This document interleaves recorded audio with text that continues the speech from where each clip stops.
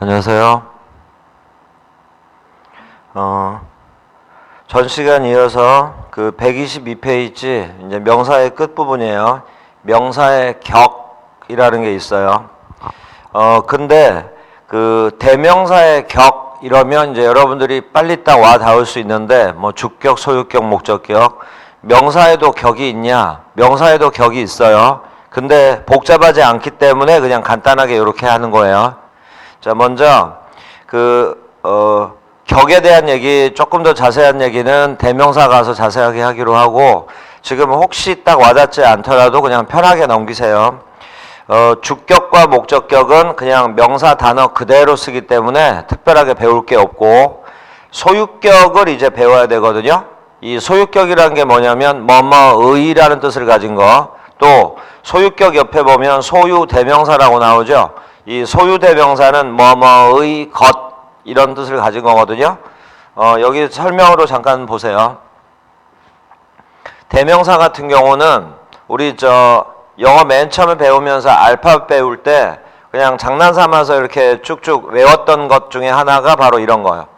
I, my, me, mine 이렇게 우리 쭉 외웠던 것들 있잖아요. he, his, him, his 이런 거. 이런 것들이 이제 그 대명사의 격변화인데 명사에도 바로 이런 게 있거든요. 그런데 요 대명사를 예를 들어서 보세요. 이 I라는 건 주격이라고 하는 거고, my가 소유격, me 목적격, mine 요게 소유 대명사.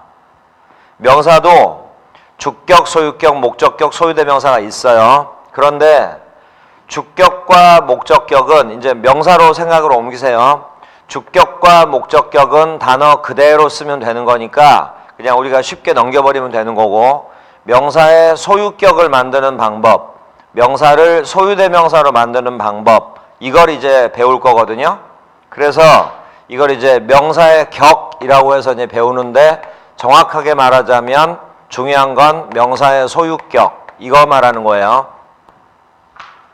그러면 다시 대명사로 돌아가서 이 my를 우리가 소유격이라고 하는데, 소유격에 해당되는 단어들은 해석을 뭐뭐의 이렇게 해석을 하죠. 나의 이렇게.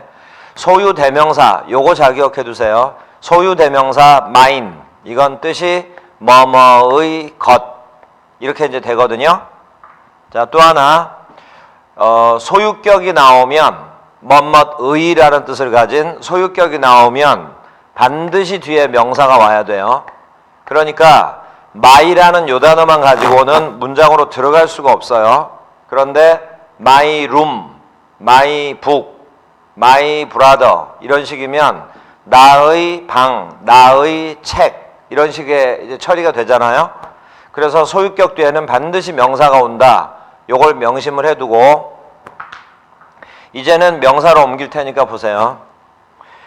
명사는 이제 주격과 목적격은 단어 그대로 쓰면 되는 거니까 이제 할 필요는 없는데, 소유격과 이제 소유대명사는 이제 우리가 알아야 되거든요.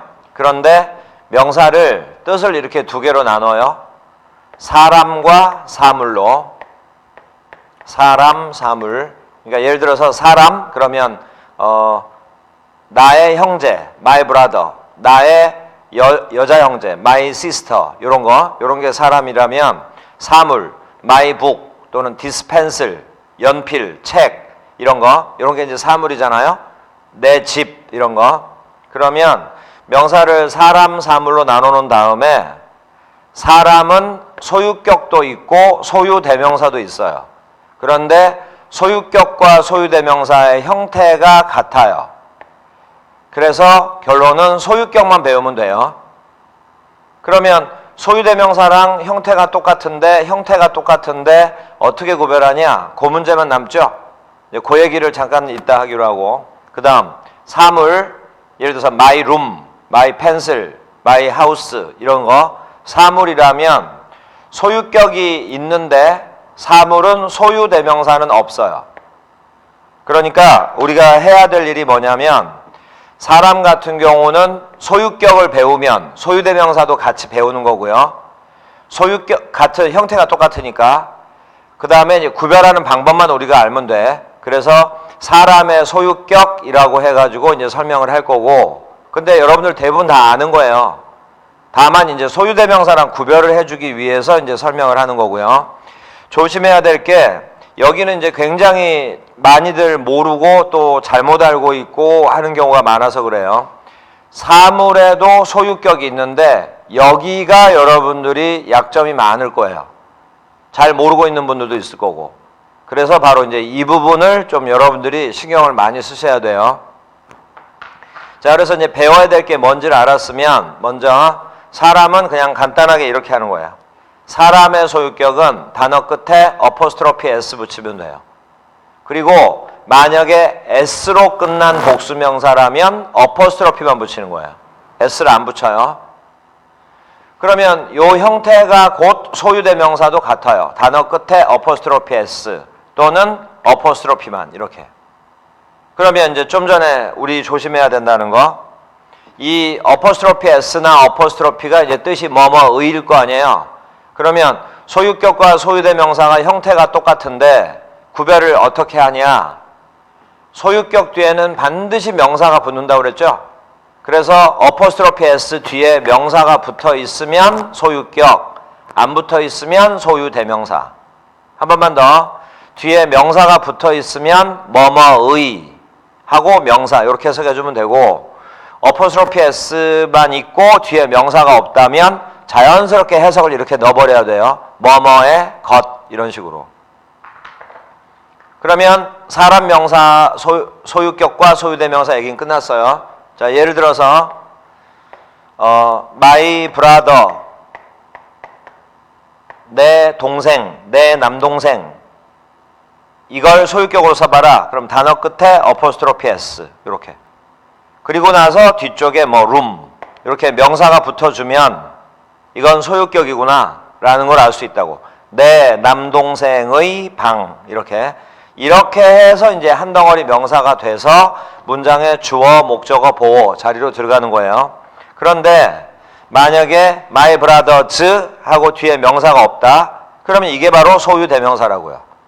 그러면 내 남동생의 것 이렇게 해석해주면 되는 거예요.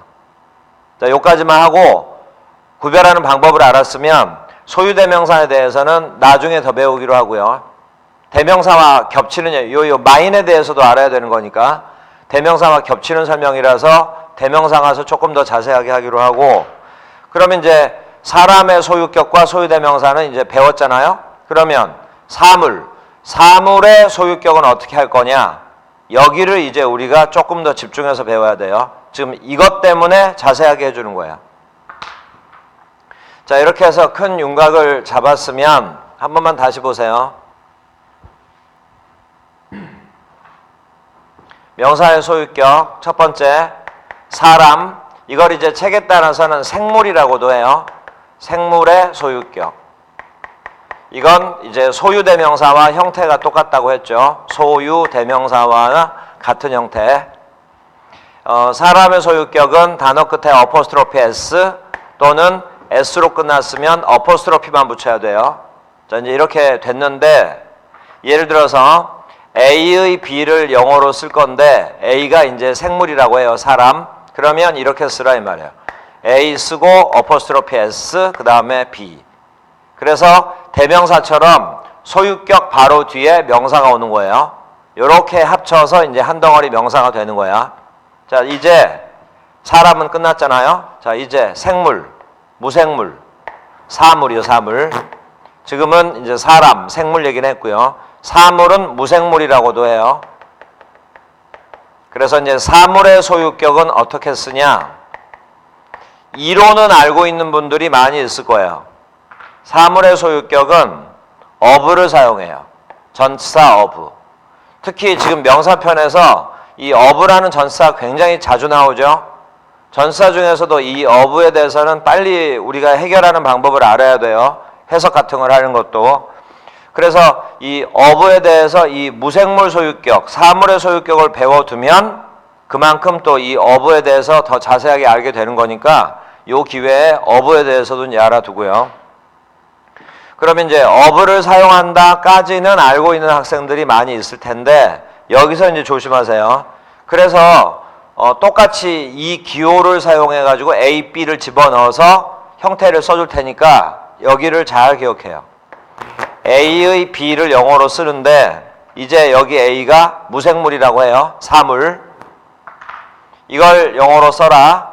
그러면 A가 사람이라면 어포스트로피 S를 쓰면 되는데 A가 사물일 때 뭐뭐의 요걸 나타내려면 of를 쓴다고 했죠. 썼죠. 그래서 자 그럼 A를 어디다가 쓸 거냐? 여기서부터 조심해요. A를 뒤에 써야 돼요. B를 of 앞에다가 써야 돼요. 자 여기서 of가 나왔을 때 해석을 이렇게 해야 되는 거야. 그래서 of라는 전사는 전사이기 때문에 뒤에 명사나 대명사가 반드시 뒤에 오는 건 맞죠? of라는 전사는 바로 이런 무생물 소유격 이런 것 때문에 앞에도 명사가 온다. 이걸 명심을 하고 해석을 할 때 원칙은 뒤에서 올라오는 거예요. A의 B 이런 식으로. 자 그런데 우리 방금 전에 배웠던 것 중에 방금 전 시간 이렇게 해놓고 보니까 지금 이제 이렇게만 적어 놓으면 A의 B 완성이 된 것 같죠? 그런데 이게 완성이 안 된 거라 이 말이에요.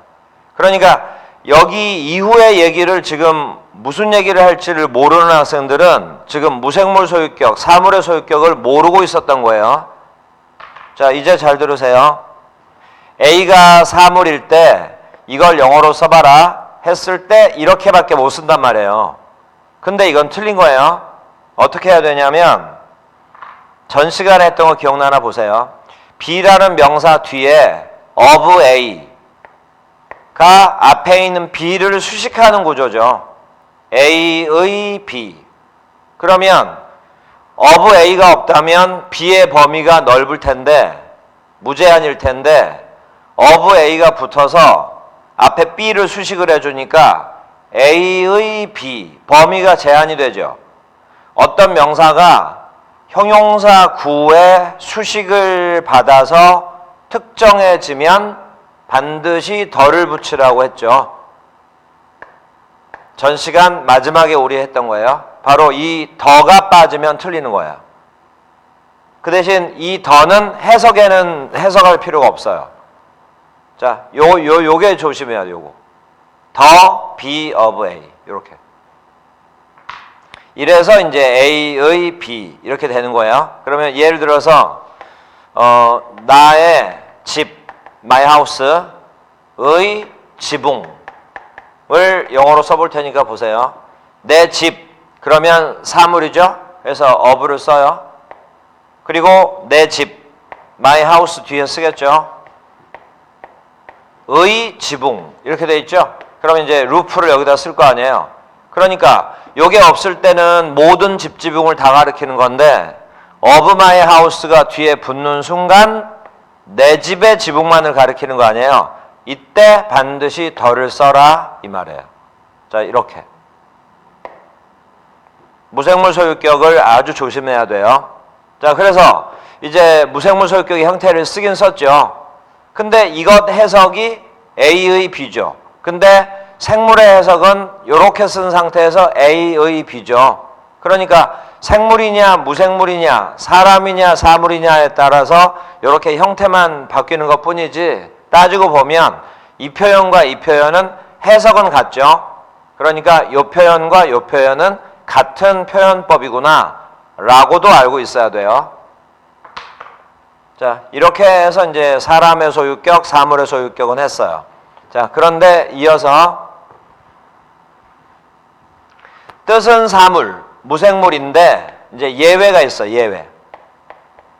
뭐냐면 사물인데 시간, 거리, 가격, 무게 이거는 이제 당연히 그 뜻이 뭐 10년, 뭐 100마일, 뭐 5,000원, 뭐 1톤 이런 게 이제 시간, 거리, 가격, 무게에 해당되는 뜻인데 무생물의 사물에 속하는데 만약에 이것의 소유격을 써라 그러면 이건 무생물 소유격의 예외다 해서 of를 사용하질 않아요. 시간, 거리, 가격, 무게는 소유격으로 나타낼 때 of를 사용하지 않고 사람처럼 어퍼스트로피 s를 사용해요. 자, 그래서 한 예로 10분간의 산책을 영어로 쓴다고 해요. 산책은 그 걷다가 워크죠.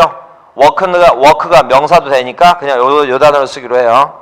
10분간의 산책을 영어로 써봐라. 그러면 10분부터 써요. 사람의 형태로 쓰는 거니까 요 형태로 쓰는 거예요. of를 사용하는 게 아니고. 그러면 10분을 영어로 쓰면 10 minute가 분인데 10은 복수니까 minute에 s를 반드시 붙여야죠. 요래야 10분 이렇게 되는 거죠. 의 산책. 그러면 이렇게 쓰면 되는 거잖아요. 그래서 바로 이거 s로 끝난 복수명사기 때문에 바로 이렇게 어퍼스트로피만 찍으라고 이렇게. 여기다 s 붙이면 틀리는 거예요. 그래서 이제 이런 형태가 낯설겠지만 이렇게 익숙해지면 돼요. 10 minutes walk 이렇게 써주는 거라고. 이게 바로 무생물 소유격, 사물의 소유격의 예외다. 이렇게. 자, 이렇게 해서 이제 소유격 얘기는 쭉 끝났어요. 이제 다 끝난 거예요. 자, 그리고 이제 성격이 다른 게 하나가 있는데 뭐냐면 이중 소유격이라는 게 있어요. 근데 이제 위에 거하고는 전혀 별개의 것이에요. 다만 이제 우리가 처음에 공부할 때는 소유격이라는 말이 또 여기 붙어 있으니까 처음에는 약간 헷갈리게 있지만 이제 완전히 좀 격이 달라요. 이제 이 위에 관련된 얘기는 완전히 끝났고 이중 소유격이라는 명칭에서 우리가 이제 배워야 될 게 하나가 있는데 그게 뭐냐면 예로 들어줄 테니까 보세요. 한 명의 나의 친구를 영어로 쓰고 싶으면 한 명의 my friend 이렇게 될 거 아니에요? 한 명의 나의 친구 이런 식으로. 그러면 이렇게 써면 우리가 맞겠구나 해석도 할 수 있겠구나 라고 하지만 문제가 여기 있어요. 영어의 몇몇 단어 중에 이 부정관사 있죠. 하고 이제 몇몇 단어가 있는데 그건 적어줄 거예요. 이 어라는 단어는 소유격과는 이렇게 나란히 쓸 수가 없어요. 그러니까 이렇게 썼을 때 해석은 나올 것 같긴 하지만 영어상 표현으로는 틀려요. 한 번만 더. 소유격과 나란히 쓸 수 없는 몇몇 단어가 있는데 그 단어를 소유격과 이렇게 써버리면 이 표현이 틀린 표현이 된다고. 그러면 이중소유격이라는 명칭으로 만약에 이렇게 써주면 이건 틀린 표현이 되는데 그러면 이 표현을 맞게 고치려면 어떻게 하면 되냐?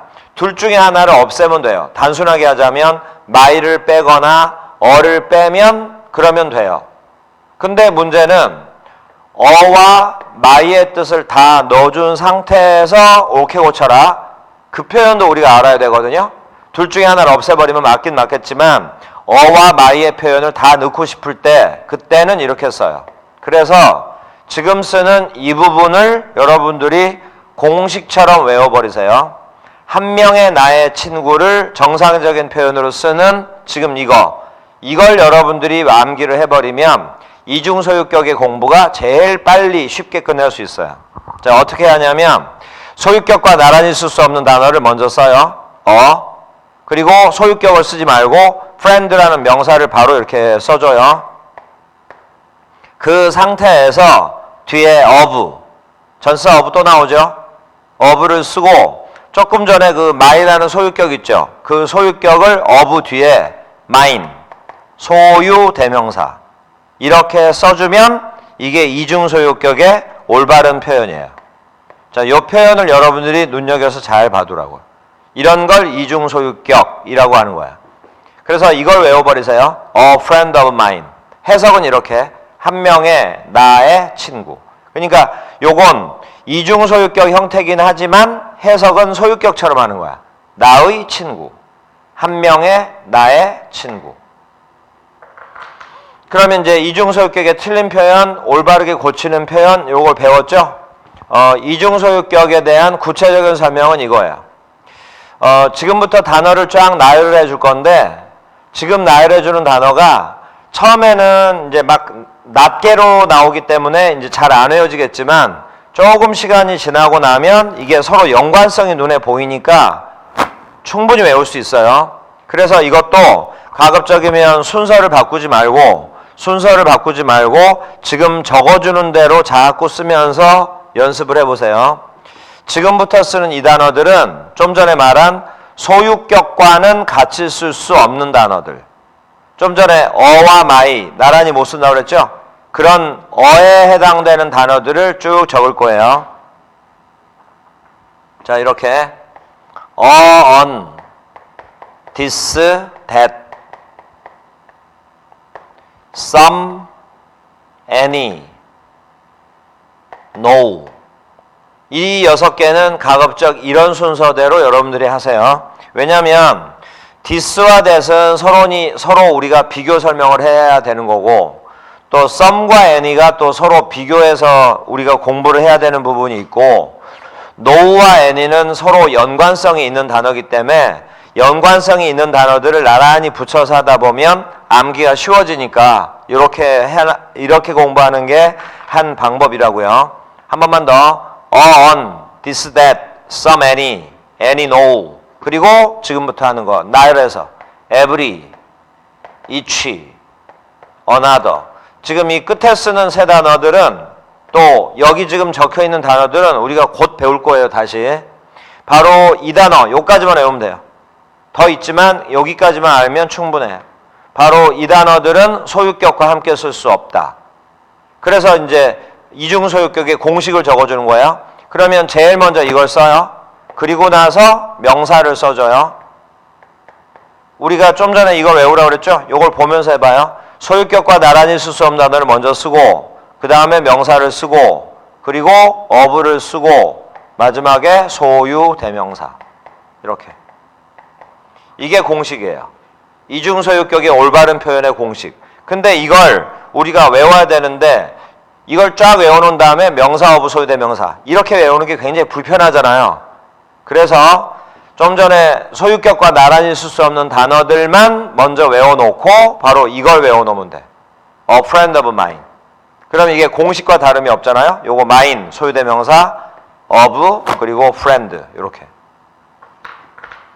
자, 이게 책에 122페이지에 있어요. 이걸 이제 한꺼번에 쭉 설명을 해준 거예요. 자, 여기까지가 명사가 끝난 거예요. 자, 다음 단원이에요.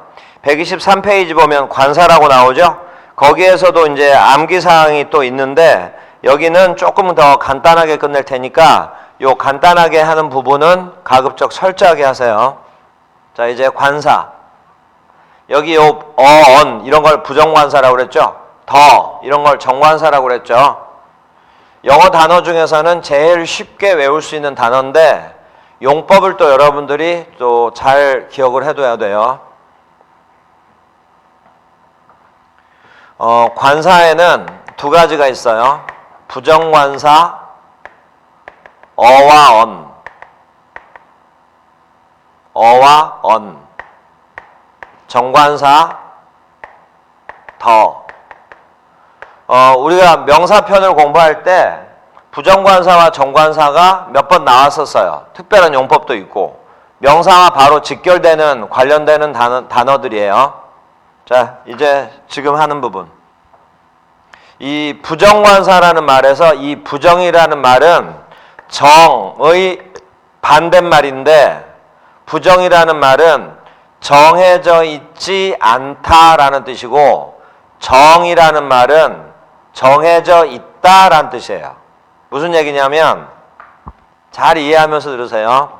부정관사 어나 어는 어쩔 때 쓰냐면 상대방이 모르는 처음에 화제 대상으로 처음 나온 불특정한 상대방이 모르는 불특정한 명사 앞에 붙이는 단어예요. 그런데 정관사는 뜻이 그란 뜻이잖아요. 그 책 이렇게 되는 거잖아요. 상대방이 뻔히 아는 거예요. 그걸 특정하다라고 하기로 하고 특정한 명사 앞에 붙이는 단어를 정관사라고 한다고.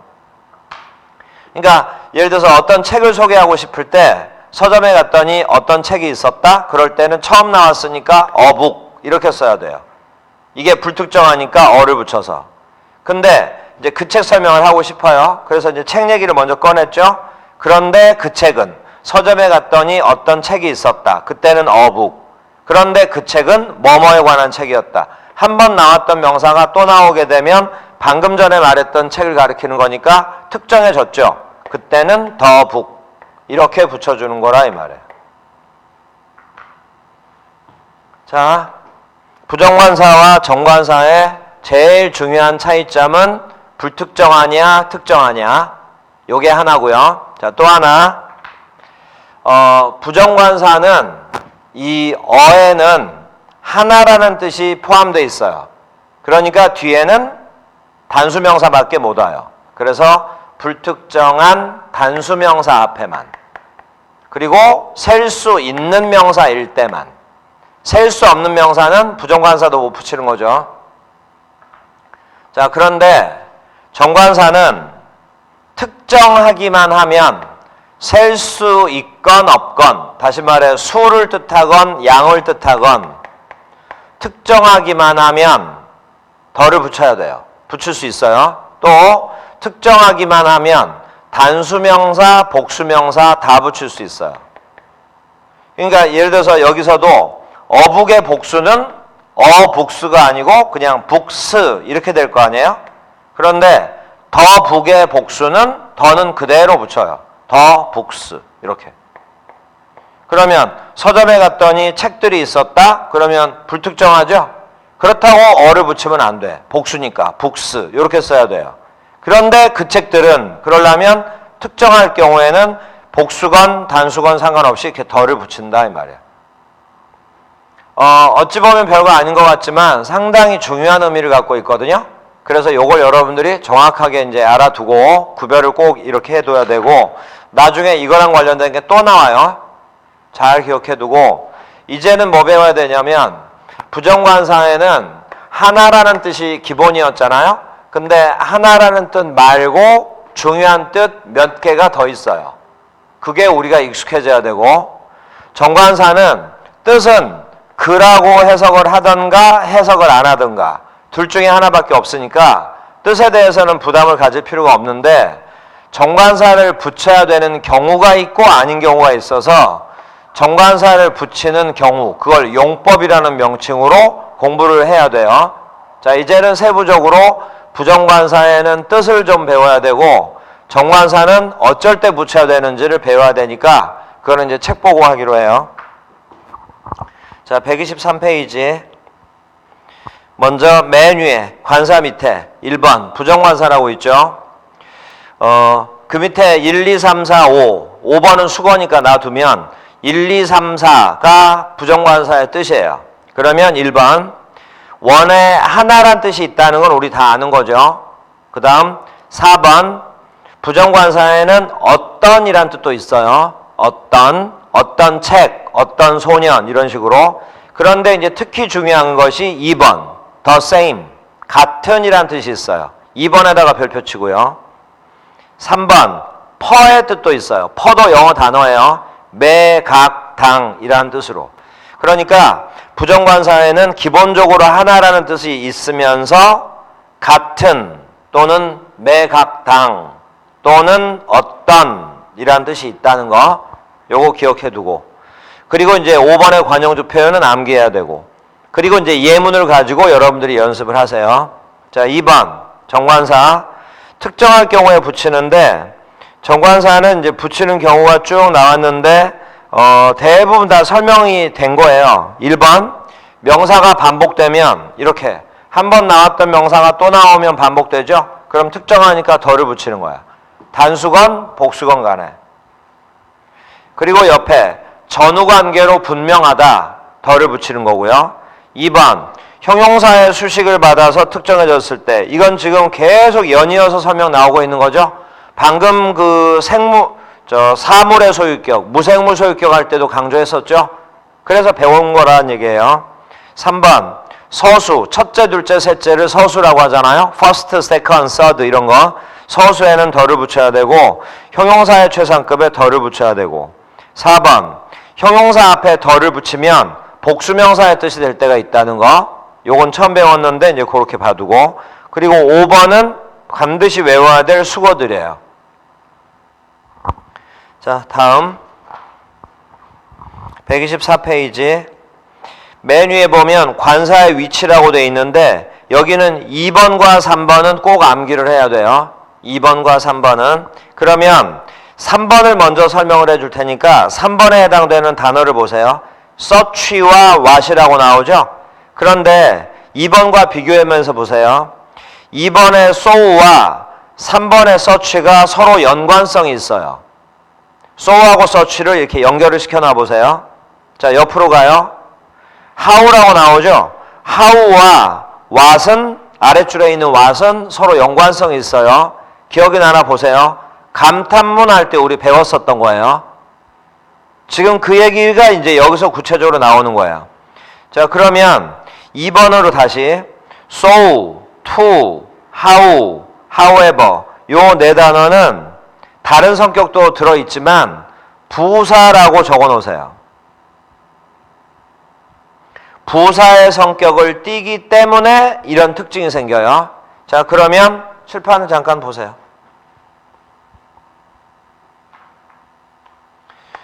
such와 so가 서로 연관성이 있다고 그랬죠. such와 so 또 what과 how가 연관성이 있다고 이제 위아래를 이렇게 연결을 시켜 놓으라고 그랬었죠.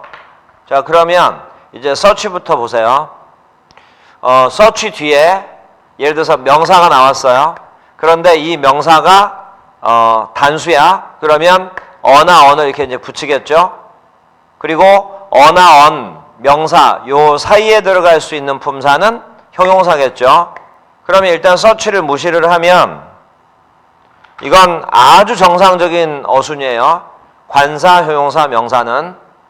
자, 근데 그 앞에 이제 such가 있었다고 해. 자, 또 마찬가지. what도 마찬가지예요.